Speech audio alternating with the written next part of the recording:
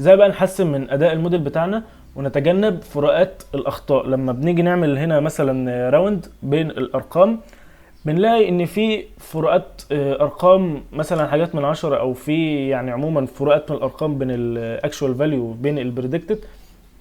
فالفروقات دي بتعمل مشاكل قدام. طيب احنا عايزين نقلل المعدل ده او نقلل المشاكل دي. بنيجي هنا بدل ما بنحط الاكتيفيشن او بنحط يعني قصدي الفانكشن زي ما هي كده وهو بيستدعيها، لا، احنا بنقوم جايبين بدل الفانكشن دي بنحط الايكويشن ذات نفسها.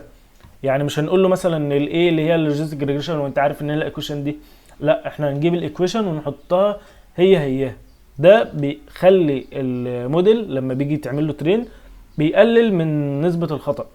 طيب هل الكلام ده انت بتعمله بايدك؟ طبعا لا.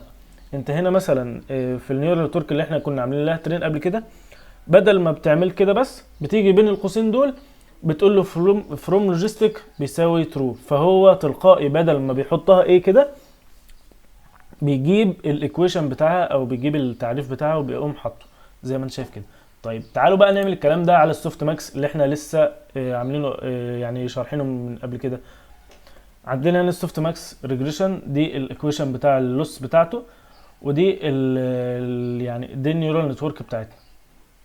فبدل ما احنا هنا كنا بنحط ال A بس ما بنغيرش فيها حاجة، بنقوم شايلين ال A ونحطين الايكويشن زي ما احنا قلنا برضو في نفس المثال بتاع اللوجيستيك ريجريشن.